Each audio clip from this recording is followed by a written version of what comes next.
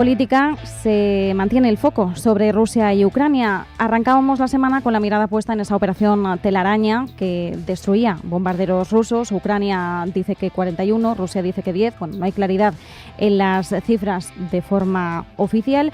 Sin embargo, lo que nos llama la atención en esta última hora ha sido esa conversación que ha mantenido Donald Trump y Vladimir Putin. El presidente de Estados Unidos ha hablado con su homólogo ruso en una conversación que ha tenido lugar recientemente, en esta última hora. Dice Trump que ha tenido una duración de 1 hora y cuarto y que aunque la comunicación ha sido buena, que ni mucho menos espera que esto conduzca a una paz inminente. Es más, ha dicho que Putin le ha trasladado que responderá enérgicamente a esa operación telaraña de Ucrania. Vamos a intentar analizar el panorama, el escenario actual con Covadonga Torres Asiego. Es profesora de Derecho y doctora en Inteligencia Artificial de la Universidad Rey Juan Carlos. Covadonga, ¿qué tal? ¿Cómo estás? Muy buenas tardes. Oye, muchísimas gracias, Marta, por invitarme en este espacio. Y bueno, parece que llevamos desde el 20 de enero esperando el final de esta guerra, que al final, 24 horas, dijo Trump, me parece a mí que se adelantó mucho los acontecimientos. Sí, me temo que el presidente de Estados Unidos el tema de los tiempos no lo controla mucho. Al menos no podemos fiarnos mucho de su criterio en cuanto a manejar el marco temporal, ¿no? De 24 horas pasó a unas pocas semanas y efectivamente hace poco estábamos hablando, ¿no? del cierre de esos primeros 100 días de mandato de Donald Trump, que siempre son un buen baremo, ¿no? Un termómetro para medir un poco las intenciones, sobre todo en materia de política exterior y económica de un presidente, y en este caso pues la administración Trump no podríamos decir que haya tenido éxito en lo que ha sido una de las principales promesas durante la campaña electoral. Bien, en medio de todo esto sí que es cierto que Trump sigue ejerciendo de mediador, aunque en estas últimas semanas da la sensación de que ha dado más bien un paso atrás en favor de la posición, por ejemplo, que está adoptando Erdogan, con Estambul además como uno de los principales focos y puntos ahora mismo de encuentro. Al menos ha habido 2 rondas de conversaciones entre las delegaciones rusa y ucraniana. Enseguida vamos con los detalles, pero en términos generales, ¿en qué punto crees que estamos? Porque la sensación vuelve a ser de estancamiento. Es curioso, ¿no? Porque es la primera vez, después del 2022, que tenemos estas conversaciones por una paz y parece ser que Europa no está implicada como estuvo en ese 2022 con Boris Johnson. Teníamos también una mayor implicación de Canadá.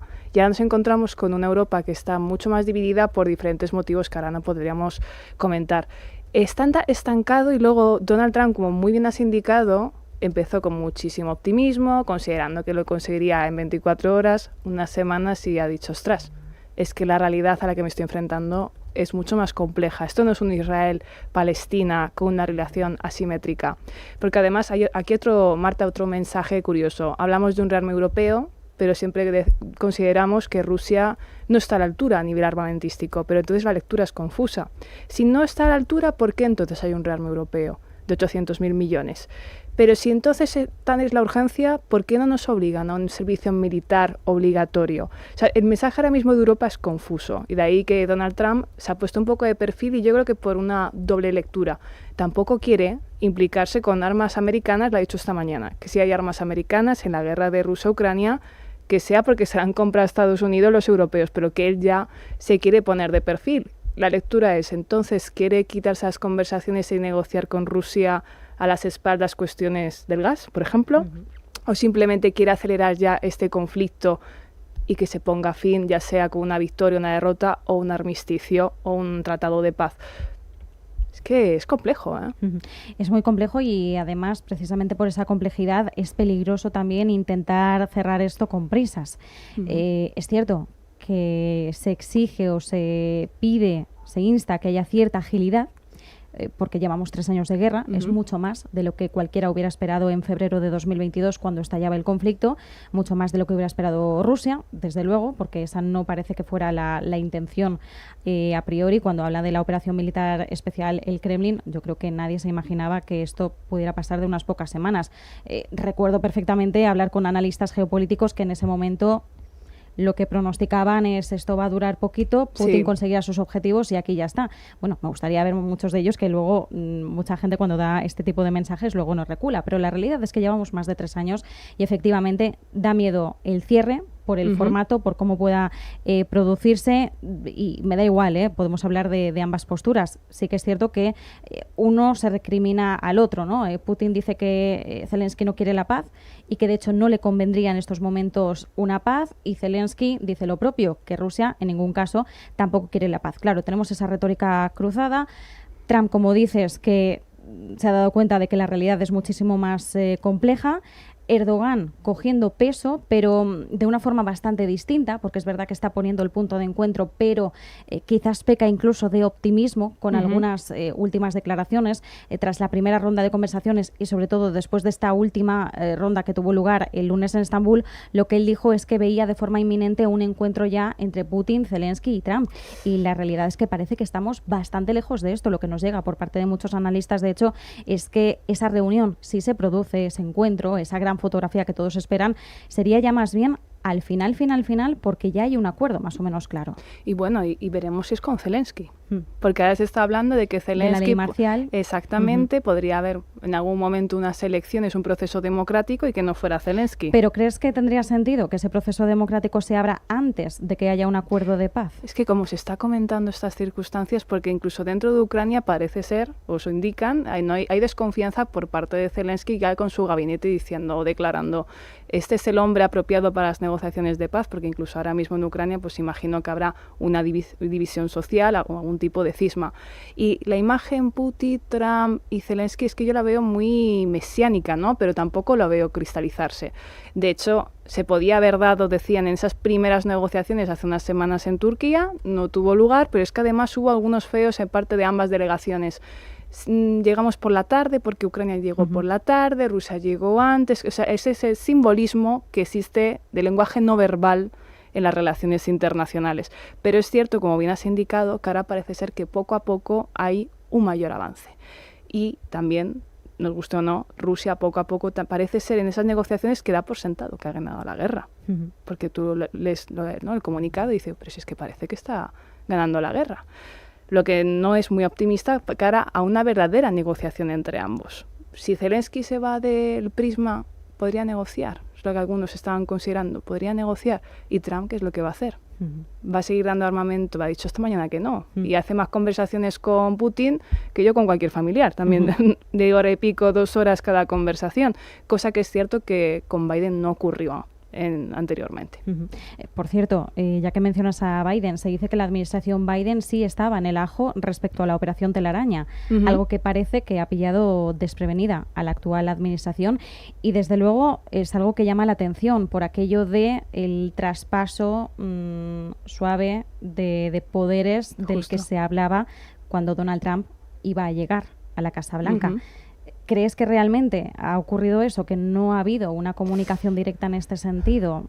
Claro, aquí estamos especulando mucho, porque es verdad que tampoco tenemos la confirmación ni de que participara el Servicio de Inteligencia británico, como se ha dicho, ni de que tampoco la administración Biden estuviera implicada en ello. Pero en el caso de que así fuera, desde luego da mucho que pensar. Pero ocurre algo que Estados Unidos no sepa en el mundo, porque cuesta creerlo, claro, ¿no? En estas circunstancias, si hablamos de una administración que heredera en este caso en el 20 de enero de 2025, y me estás comentando que una operación de año y pico, ¿no? Que han dicho, ¿no? 18 meses, desconoces que ha habido esta operación.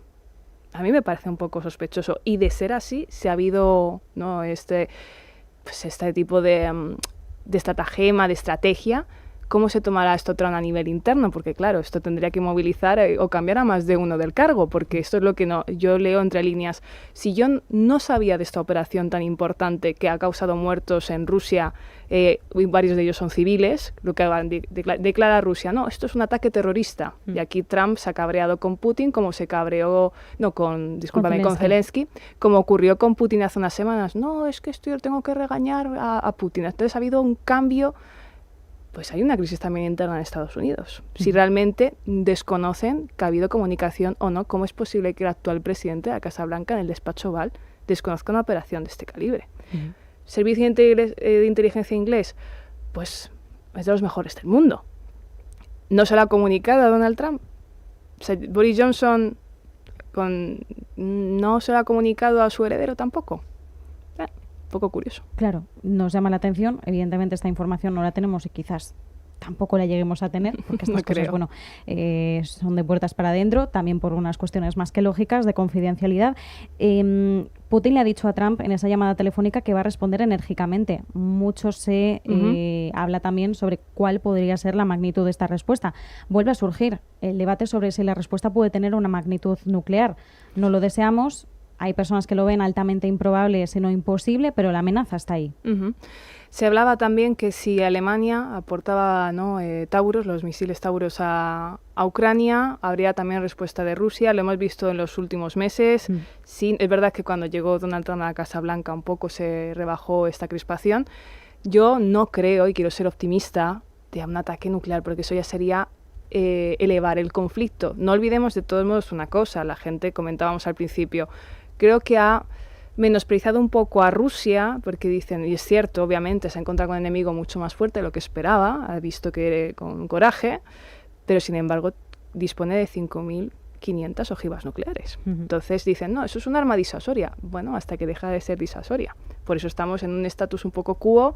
Yo aporto armas a Ucrania, pero no formalmente estoy en el campo, ¿no?, ruso, ucraniano, porque puede eso dar una escalada. Veríamos a Putin, porque además hay otra lectura, Marta, y es, ¿y si este ataque se ha hecho justo a vísperas de esas negociaciones para boicotearlas? También han dicho esto, y si dentro de Ucrania ahora mismo queremos unos la paz y otros no quieran la paz. Claro. Es que se nos abren nuevos interrogantes, ¿no? Efectivamente, y al final estamos hablando también, cuando hablamos en estos términos que son algo más diplomáticos, no tienen tanto que ver con lo que está ocurriendo en el frente. Claro, aquí hay una retórica, una narrativa bélica con intereses, y al final los políticos saben dominar el mensaje, y si no lo saben hacer ellos directamente, tienen asesores que sí lo saben hacer y que bien les recomiendan, ¿no? Entonces, a veces cuando tenemos diversos mensajes o diversas palabras o esos titulares que son tan llamativos, siempre se hacen con una intención. A veces es una intención más transparente de efectivamente ejecutar lo que se dice, y a veces simplemente es algo disuasorio, ¿no? Como tú bien decías, pues el armamento nuclear es disuasorio hasta que deja de serlo, ¿no? Entonces ahí jugamos un poco con la retórica y las herramientas.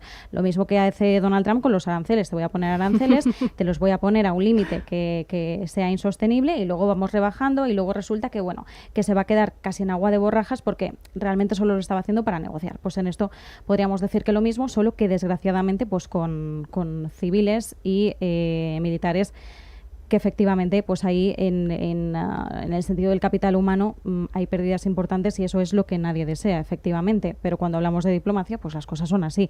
Covadonga, hablabas del rearme de Europa. Europa, que ahora mismo está en una posición prácticamente anulada respecto a todo lo que está ocurriendo, a estas rondas de conversaciones en Estambul. Hay una posición por parte de Erdogan de mediador, por parte de Donald Trump, pero Starmer y Macron, que habían sido elegidos como esa voz unificada del viejo continente, por el momento no están pasando a la acción, y efectivamente, mientras tanto, tenemos pues ese plan de rearme de trasfondo. ¿Qué papel podemos jugar aquí? Actualmente el papel que dispone Europa tendría primero que verse a nivel interno, porque desgraciadamente, aunque consideremos que en las relaciones internacionales quizá lo que ocurre a nivel interno no importa, en este caso sí que importa. O sea, recordemos que Europa es garante de derechos fundamentales, dignidad humana. Rusia o China muchas veces se pone en duda, pero a nivel de relaciones internacionales pues tienen su posición, ya sea por recursos, ya sea por armas, por cuestión militar. Europa siempre ha sido garante de derechos, y en este momento dispone de un territorio en una gran crisis interna. Y la crisis interna se transmuta y se puede observar a nivel incluso de derecho internacional. Se ha debilitado. Tenemos Inglaterra, que hay diferentes levantamientos. Francia también existen diferentes levantamientos en contra de Macron. Macron todavía no ha invocado elecciones, porque a pesar de no haber aprobado los presupuestos, porque no se podía, la ley francesa dice que hay que esperar un año, que ya íbamos a llegar, si no me equivoco, porque era junio del año pasado. ¿Qué va a ocurrir después de pasar ese año? Pues incluso Macron puede que no esté mucho más tiempo en el poder. Sabemos también que la administración de Donald Trump, especialmente Elon Musk, aunque ya no esté como tal la administración, y su relación con el primer ministro británico no ha sido la mejor. Alemania tiene un problema industrial muy gordo, bastante grave. Veremos qué va a ocurrir a continuación. Ya no son coches eléctricos, porque no puede competir con China. Es un rearme europeo. Si no hay, y otra cuestión, ¿tenemos realmente los soldados suficientes? que puedan hacer frente a esto, porque esto lo comentaba fue hace poco la Feria de Defensa. ¿Disponemos de los soldados suficientes? Porque esa es otra gran incógnita. Ok, 800.000 millones de euros, pero ¿tenemos manos para que puedan empuñarlos? Porque aquí no hay servicio militar obligatorio, al menos en España. Los reservistas son pocos, o sea, con nuestros vecinos europeos son muy pocos. Y tampoco hay una consideración a unísono. Aquí se llama transición tecnológica porque rearme queda feo. Pero también me ocurre en Italia, no solo España. Hay una unidad. Si no hay unidad entre todos los países europeos por sus problemas internos, ¿qué voz a unísono vamos a tener una conversación?